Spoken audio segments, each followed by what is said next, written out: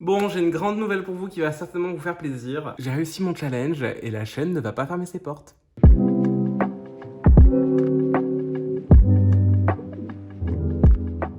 Hello vous, j'espère que vous allez bien. Alors aujourd'hui, on se retrouve pour une update lecture. Ça fait hyper longtemps que j'en ai pas fait, j'ai l'impression. Ces derniers temps, j'ai fait pas mal de vidéos, genre de vlogs ou ce genre de trucs, ou de vidéos concentrées sur un seul livre, mais j'ai l'impression que ça fait 1000 ans que je vous ai pas fait un petit update sur ce que j'ai lu dernièrement, et on va faire ça tout de suite. Là, je vous fais un petit update sur tous les livres que j'ai lus depuis début janvier, et franchement, je suis assez fier de moi parce que j'ai été plutôt productif. Autant en 2019, je trouve que j'ai pas lu assez, autant là, 2020, ça commence sur les chapeaux de roue, et voilà, je suis plutôt fier de moi. On va commencer tout de suite avec un livre que j'avais envie de lire depuis tellement longtemps, et j'ai un peu honte, mais voilà, je sais pas parler. On va commencer avec un livre que je voulais lire depuis un long moment et que voilà, j'avais pas encore pris le temps ni de lire ni de m'acheter, et je l'ai acheté courant décembre. Je vous l'avais montré dans mon vlog d'ailleurs du mois de décembre, et je l'ai terminé au tout début janvier. Il s'agit des Mémoires d'une guenon dérangée. Donc le premier tome du journal intime de Cléopâtre Wellington. C'est écrit par Maureen Wingrove, mais vous la connaissez certainement mieux sous le pseudonyme de Digly. J'ai déjà énormément parlé de Digly sur cette chaîne parce que c'est une autrice slash illustratrice que j'admire et que j'aime vraiment beaucoup.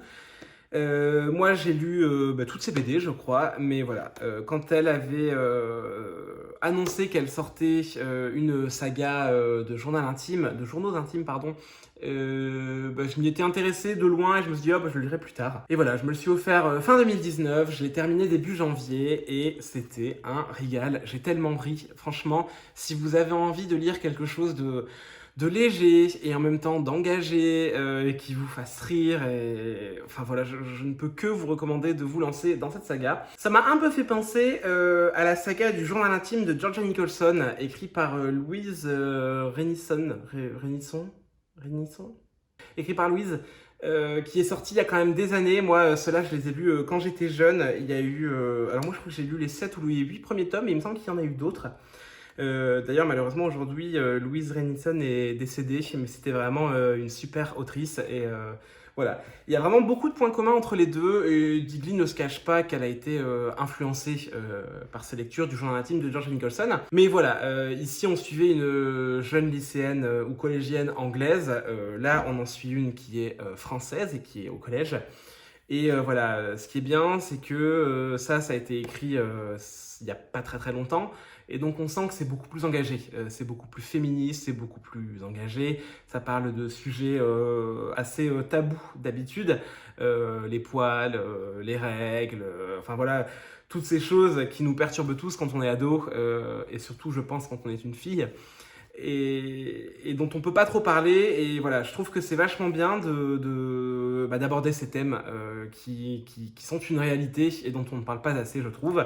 Et voilà, Digly le fait avec beaucoup d'humour et en même temps sans dénigrer l'importance que ça peut avoir pour le développement de quelqu'un en fait, d'un adolescent ou d'une adolescente, et j'ai trouvé ça vraiment top. Ensuite, après avoir terminé Les Mémoires d'une guenon dérangée, je me suis lancé dans une lecture qui me faisait tellement envie. Parce qu'une certaine personne que vous connaissez très bien m'avait vraiment donné très très envie de le lire. Et il s'agit de Ma cousine Rachel, de Daphné du Maurier, édité chez Le Livre de Poche. Merde, je viens de corner mon livre, je suis dégoûté. Alors, dans Ma cousine Rachel, on va suivre l'histoire de Philippe. Philippe, c'est un homme qui a été élevé par son grand cousin, qui s'appelle Ambroise.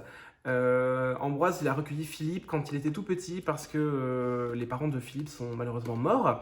Et donc voilà, il a été élevé par son cousin dans son grand domaine des Cornouailles.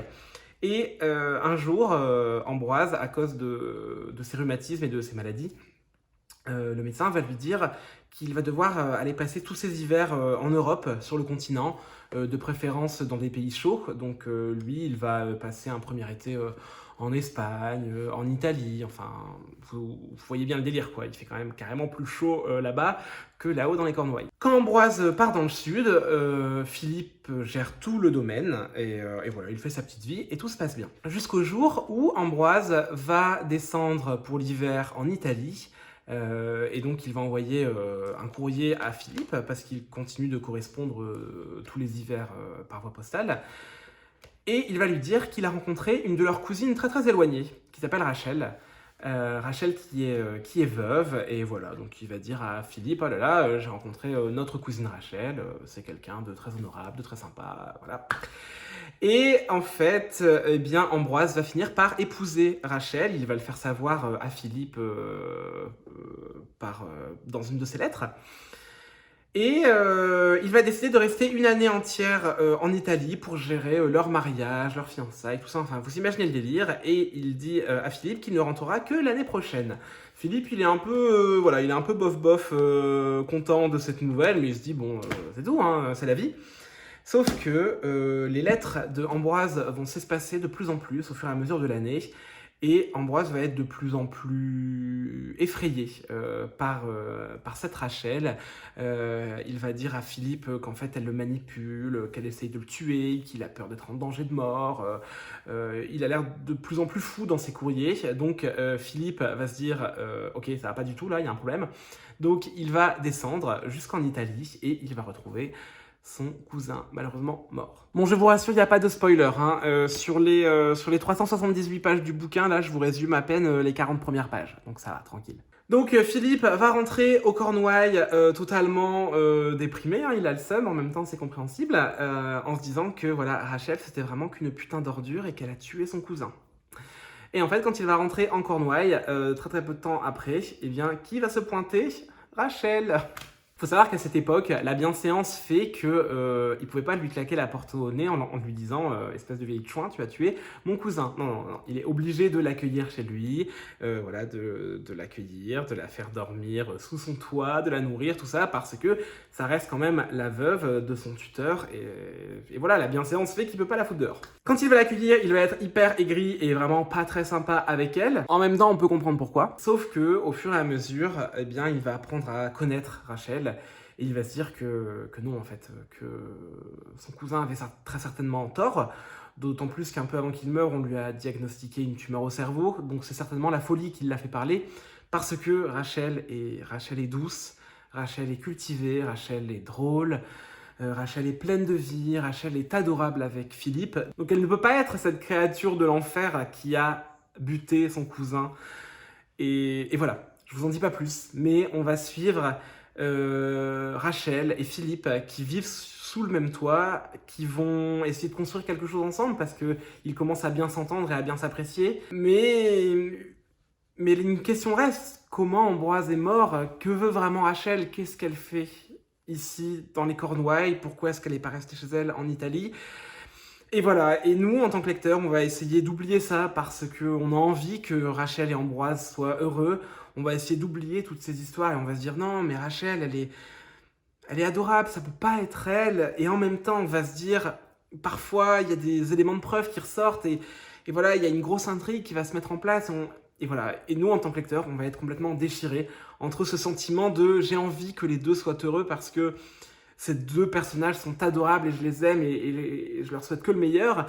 Et en même temps, dans certains moments, on va se dire mais c'est pas possible, il y a un truc qui cloche. Et voilà, je veux pas vous en dire plus, mais on va être torturé comme ça, le cul entre deux chaises pendant tout le roman. Et j'ai trouvé la fin absolument magistrale. Je l'ai adoré. Franchement, Pepper Palace, parce que bon, vous savez tous que c'est Pepper qui m'a conseillé de le lire, hein. Merci de me l'avoir fait lire parce que ça a été une lecture vraiment géniale. J'ai adoré, j'ai été pris du début à la fin, je me suis attaché au personnage. Et l'écriture de Daphné du Maurier, elle est fluide et en même temps elle est tellement efficace et je trouve qu'elle est tellement douée pour jouer avec les sentiments et la psychologie de ses personnages et franchement c'est vraiment un tour de force. Je vous conseille vraiment de le lire, c'est pas un très très gros roman, c'est un classique qui n'en est pas vraiment un parce qu'il est quand même assez contemporain et c'est vraiment très très très très fluide. D'ailleurs c'était mon premier Daphné du Maurier mais ça ne sera certainement pas le dernier et je compte très bientôt me procurer Rebecca de la même autrice et j'ai vraiment trop hâte de le lire. Bon, je pensais que cette update lecture ça allait être vite fait bien fait mais je me rends compte que je parle beaucoup donc je suis désolé si c'est un peu long. Bon, ensuite, une fois que j'ai eu terminé ma cousine Rachel, je me suis décidé à me lancer dans un gros truc, dans un gros pavé que je me suis challengé de lire pour 2020, donc ça va, hein, on est qu'au début de l'année et je l'ai lu. Et d'ailleurs, je vous avais dit que si je ne le lisais pas, la chaîne fermerait ses portes, donc autant vous dire que c'est bon, la chaîne est sauvée. J'ai enfin lu la deuxième partie de La Voix des Rois de Brandon Sanderson, donc le tome 1, partie 2 des archives de Rochard. Et voilà. Qu'est-ce que je peux vous dire de plus? Je peux pas trop vous parler de l'histoire parce que sinon je vais vous spoiler. D'ailleurs, si vous voulez en savoir plus, allez regarder la vidéo que j'ai faite sur le premier tome des archives de Rochard. Mais tout ce que je peux vous dire, c'est que ce tome 2 était largement... J'ai perdu la phrase que je voulais dire. Ce tome 2 était largement à la hauteur du premier tome. Il était même au-dessus. C'était incroyable, c'était génial. Et puis cette fin là, c'est les 100 dernières pages là, mais elles étaient complètement folles. Donc si vous avez envie de lire de la fantasy, avec des personnages hyper bien fouillés, hyper bien creusés, une histoire de malade mental, une mythologie, mais genre aux petits oignons, et un système de magie absolument parfait, mais lancez-vous en fait, je ne sais pas ce que vous attendez. Oubliez les Game of Thrones et les Assassins Royales, etc. Non, lisez les archives de Rochard. Je dis ça alors que je n'ai même pas encore lu l'Assassin Royal, mais bon. Non, mais franchement, lisez les archives de Rochard. C'est vraiment une saga de fantasy complète, hyper bien faite. Et là, je me dis, donc voilà, en lisant les 2 premiers tomes, j'ai terminé ce qui constitue le premier tome de la saga. Et il faut se dire qu'il y en aura 10. Je me dis, si le tome 1 était déjà aussi dingo, mais j'imagine même pas ce que va être la suite. Donc voilà, je vous le conseille 1000 fois, lancez-vous parce que vous ne serez pas déçus, surtout si vous aimez la fantasy, parce que voilà, moi je n'ai jamais lu de fantasy de cette qualité-là, alors que bon, j'en ai quand même lu, j'en ai lu pas mal. Je suis pas un grand professionnel de la fantasy, mais de tout ce que j'ai lu, je pense que voilà, ce livre-là, il est tout en haut. D'ailleurs, il faut vous dire que le bouquin fait 666 pages. Je l'ai lu en 15 jours. Pour moi qui lis hyper lentement et qui finit ce genre de pavé en 1 mois et demi, voilà, je sais plus parler. Ensuite, une fois que j'ai eu terminé les archives de Rochard, je me suis dit, oh, un petit manga, pourquoi pas? Et donc, j'ai lu le premier tome de Bleach de Tite Kubo. Alors oui, je suis un peu en retard, hein, parce que Bleach, c'est quand même sorti... c'est vieux. C'est sorti quand? Il y a la date, non, sur les mangas? C'est sorti en 2008, il y a plus de 10 ans, mais j'ai toujours voulu les lire, j'ai toujours voulu voir l'animé, mais il y a 1000 fois trop d'épisodes, donc je me suis dit que je regarderai jamais, et en fait j'ai un ami qui les a tous, et il m'a dit bah vas-y, moi je te les prête, je suis chaud. Donc il m'a ramené les 3 premiers tomes, je n'ai lu que le premier pour l'instant, et voilà, c'était plutôt sympa. Bleach, si vous avez vécu dans une grotte ces 15 dernières années et que vous ne connaissez pas, c'est l'histoire de Ichigo Kurosaki, qui est un collégien ou un lycéen je pense, qui va du jour au lendemain récupérer des pouvoirs de Shinigami, ouais c'est ça. En gros, il va avoir la mission d'emmener dans l'autre monde des esprits errants qui restent sur Terre et qui essayent de bouffer les humains. Voilà, c'est aussi simple que ça. En même temps, c'est un premier tome et voilà, c'était pas la plus grande lecture et c'est pas le meilleur manga que j'ai lu de ma vie, mais c'était divertissant et j'ai bien aimé ça, donc je pense que je vais continuer. Et on va terminer sur un livre que je n'ai pas terminé, que je viens juste de commencer, mais que je dévore. Donc voilà, je vous en parle vite fait, c'est ma lecture en cours. Il s'agit de La Faucheuse de Neil Shusterman, publié aux éditions Robert Laffont, dans leur collection R. Alors La Faucheuse, on en entend beaucoup parler. Je vous avoue que moi, j'avais pas du tout l'intention de le lire parce que, voilà, ce genre de saga young adulte, j'en lis de moins en moins, c'est pas trop mon truc, peut-être parce que j'ai des préjugés, ou... Enfin, je sais pas, bref. J'avais pas du tout l'intention de le lire ni de l'acheter. Et en fait, j'ai un ami qui arrêtait pas de m'en parler en me disant « Mais lis La Faucheuse, c'est trop bien et tout ».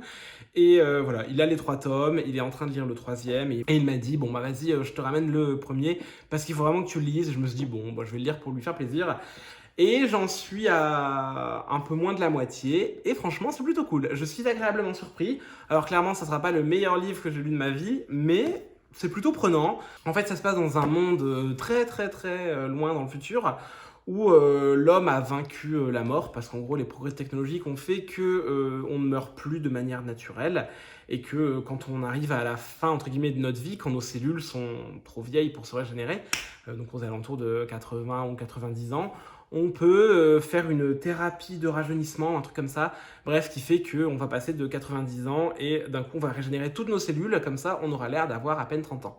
Et voilà, les gens vivent éternellement de cette manière-là, sauf que pour que la population reste à un niveau décent, hein, parce que sinon la surpopulation quoi, eh bien il y a des faucheurs. Des faucheurs, ce sont voilà, des gens qui sont habilités à tuer un certain quota de personnes par an pour maintenir le taux d'habitants sur la planète à un niveau assez convenable. Et voilà, on va suivre deux personnes qui vont se retrouver contraintes de passer les épreuves et d'intégrer une genre de formation en fait pour devenir eux-mêmes faucheurs. Et voilà, c'est plutôt cool, c'est plutôt cool. Je vous en reparlerai certainement plus quand je l'aurai fini, mais ça me plaît bien, ça se lit plutôt vite, et donc voilà. Et voilà, c'est tout pour cette update lecture. Je pensais qu'elle allait être très très courte et en fait je suis sûr que la vidéo est hyper longue, j'en suis désolé. J'espère vraiment que ça vous aura plu. N'hésitez pas à me dire ce que vous avez lu ces derniers temps. Et puis voilà, moi je vous souhaite plein de belles lectures et puis je vous dis à très très bientôt. Bye.